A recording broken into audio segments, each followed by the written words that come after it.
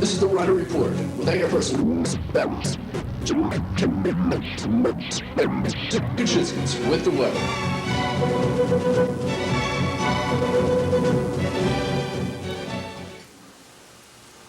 Good evening. Tonight is Thursday, October 24th, 1985, and this is the Rider Report. Although the Limburg kidnapping took place more than half a century ago, the case is still not closed. Long-lost evidence now proves that Bruno Richard Hauptmann was guilty of the kidnapping murder of the Limburg baby in 1934, according to Attorney General Erwin Kimmelman. The newfound evidence includes photographs and fingerprints of the infant. Kimmelman said the prints disprove claims by several men who have insisted that they're the famous aviator's son. The documents were found this summer in the garage of former Governor Harold Hoffman, who began his own investigation into the Limburg case. Hoffman doubted that Hauptmann acted alone in the kidnapping. Hauptmann was executed for the Limburg kidnapping in 1936. Locally in New Jersey, about 2 million New Jersey residents woke up this morning to the smell of gas which leaked from a Linden refinery. The smell reached about 2 million people residing in 2/3 of New Jersey and parts of Philadelphia. The smell was caused by a leak at the Exxon Corporation's Bayway refinery about 15 miles south of New York City. The gas, hydrogen sulfide, leaked out at about 2:30 a.m. Thursday when an oil additive overheated in the tank. The New Jersey Department of Environmental Protection received more than 1,000 complaints, and at least 3 people were hospitalized complaining of nausea and headaches as a result of the Linden gas leak. Locally, on the Rider College campus, in her continuing series on college vandalism, Sue Kuczynskis today looks at auto vandalism on the Rider campus. Sue? Thank you, Marcy. Vandalism is one of the biggest problems on the Rider College campus. 5 radar detectives were reported missing from Kroner and commuter parking lots last week. I talked to one student whose windshield was smashed in order for the criminal activity to take place.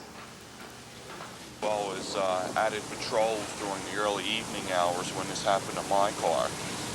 And there seems to be a definite problem here, and they don't seem to be taking any action against it. Do you feel safe now or do you feel that you don't want to park your car in Kroner or commuter parking lot? Yeah, those are kind of isolated. You don't see too many people walking around here during the early evening hours, and when you come out here, you don't see any security cars whatsoever. They're not visible in these parking lots when they should be. Okay, thank you.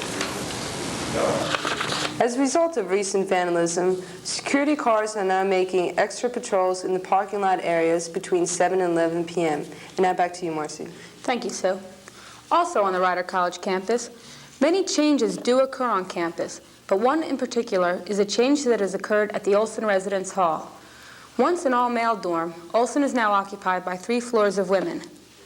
Reporter Stacy Weiss talked to an old Olson resident and a new Olson resident to find out how this change has affected them. Been pretty fair. Some of the guys that have moved out have been rude and just said things to screw the girls. But other than that, they've been really good. It doesn't seem to be a problem? No, not anymore. Not anymore. No. Okay, thank you. And this is Ken Welsh, who has been living in Olson for, this will be your 5th year? Yeah, that's correct. Okay, and can you tell me how you feel about the women living here? Well, I'll tell you the truth. At first, I figured that, I was losing some friends. It wasn't fair. These kids were being kicked out. But you can't really blame that on the girls. An opening came up and they moved there. I, of course, originally thought that we were going to get freshmen up there. The girls would just be surprised. Right. But as it turned out, the vast majority chose to move there on their own. And, of course, that really helps. And so, really, it's not bad at all. Not bad at all. Now you see. Well, one of the problems facing Olson residents and all other residents and all other college students is the constant lack of money. Up until now, Rider students could only cash checks between 10 a.m. and 5 p.m. Monday through Fridays. Now, through a lot of hard work, Rider students can bank anytime they want. Reporter Mindy Savar has a story about Rider's newest edition. Mindy? Thank you, Marcy. The treasurer of the Student Government Association began proceedings to get an instant banking machine on campus 3 years ago. Since then, the following 3 SGA treasurers have been diligently working to get the automatic teller installed on campus. Finally, 3 years later, the students and faculty at Rider have a Mac machine. The Mac machine was installed early this summer in the Student Center. Students who have a Mac card can now deposit or withdraw money during the hours when the Student Center is open. As you can see, students are not wasting this privilege which SGA fought so hard for. Great, I've never had any problems with it, and it beats going in long lines, waiting in long lines, and it's close because where I live in South Jersey, we have like Ventura Hill, and that's like a half hour away from where I am, so it's really convenient. Worried about last year waiting in those long lines, and I'm glad I don't have to do it. Have you had any problems with it? Any foul-ups or any kind of... No, not yet. No? And what do you think of the new Mac machine? I think it's the best thing that's ever hit this campus. Really? And why do you say that? Because it's always open and I don't have to wait in lines. And that was at Rider College, the Student Center, with their new Mac machine. Back to you, Marcy. Thank you, Mindy. The abuse of alcohol is a growing concern for many Americans. Colleges and universities have begun to pay particular attention to this epidemic, and Rider College is no exception to the problem or to its solution. In an attempt to educate the students about alcohol and its effects, October 21st through 25th has been deemed Alcohol Awareness Week by the college. Earlier today, reporter Suzanne Rotler spoke with Cassie Iacovelli, Rider's Assistant Director of Residence Life and Alcohol Awareness Week chairperson, about the week-long program.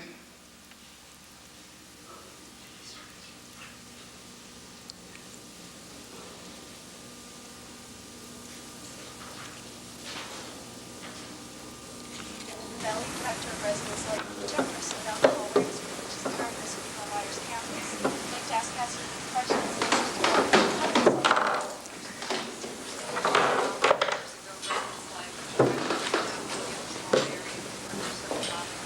We felt that the alcohol area was one that was most dominant.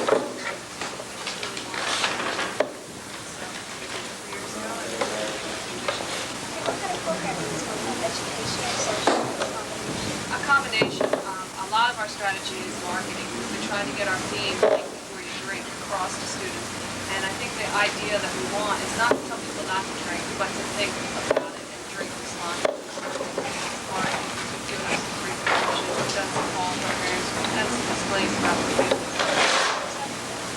There's been programs that have educated chairs, try and let people know the realities. We've had people do some fun things like a family feud game or a trivia game with alcohol questions just to educate people on a range of kinds of things. what kind of response have you gotten from the students? I'd say overall the students really like the things we give away. I think they know it's Alcohol Awareness Week. I think they know we're not trying to tell them not to drink. I think we get a lot of good support from the riders. I think it's been very favorable for these. Unfortunately, this year the crash car, we try to educate people about what might happen to drinking drivers and traffic choices. Our banner that we had hanging in the student center was stolen within the first day, so that has set us back a little bit, but we're going to just keep trying to go along with it. That sounds great. We're really getting some fun getting out there and being responsible attitude. Thank you. Well, for all these Rider students, think before you drink and be Rider responsible this week during Alcohol Awareness Week and in the times ahead. This is Super Molly. Good news for the volleyball team, now in the middle of its season. They're on a winning streak. Already, they've won 16 matches in a row. They have only 4 more games to go. Tonight's game against Keene is one of them. Elaine Pasta Apicella, tri-captain, says the team is really psyched and plans to take the ECCs all the way. In field hockey, the other day they were practicing for Princeton's game. They lost 2-0. Let's look at a little bit of the practice.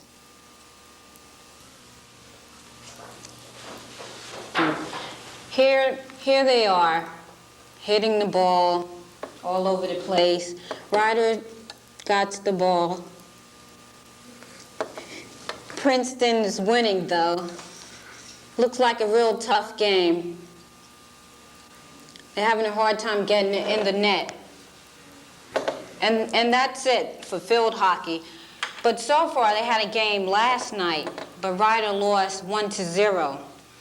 Kelly Coffey said the team really had a strong defense, despite the attack of the opposing team. In soccer, last night, soccer lost the game against Drexel, and they're really taking it hard. They have a game scheduled for Saturday. In women's tennis, they lost last night too, to Bucknell. Their next game is Friday, and they'll be playing Lafayette.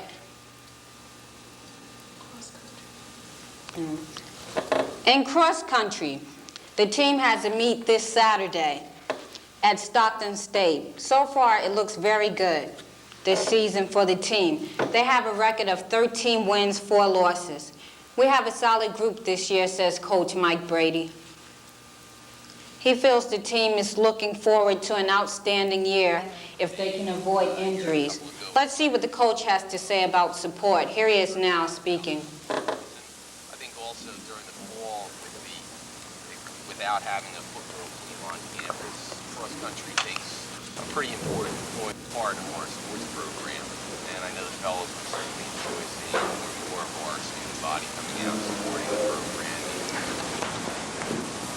So you heard the coach. Get out there and cheer for your team. They need your support. Back to you, Marcy. Thank you, Jackie.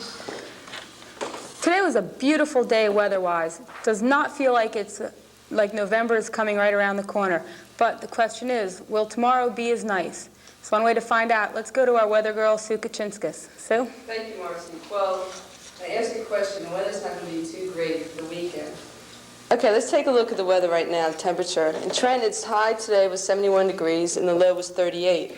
South winds coming in southwest at 39 miles per hour. For the temperatures today, in Pittsburgh we had 62, Allentown 64, 68 in Philadelphia, Atlantic City 65, and New York City 66. And the current temperature right now in Trenton is 67 degrees. And for the weather this weekend, Friday, it looks like it's going to be cloudy, 72 degrees. Saturday is going to be cloudy in the morning, but later on turning into rain. It's 66 degrees. And Sunday, it's going to be not too bad. It'll be cloudy during the middle of the day, but later on it'll be sunny, 67 degrees. So the weekend, part of the weekend's not bad, but Sunday should be turning out pretty good. Back to you, Marcy. Well, I guess a 50-50 shot this weekend really isn't that bad then. That wraps it up for this edition of Ryder Report. For Sue Kachinskas, Mindy Savar, Stacy Weiss, Suzanne Rotler, and Jackie Kennedy, I'm Marcy Baxter. Have a nice night.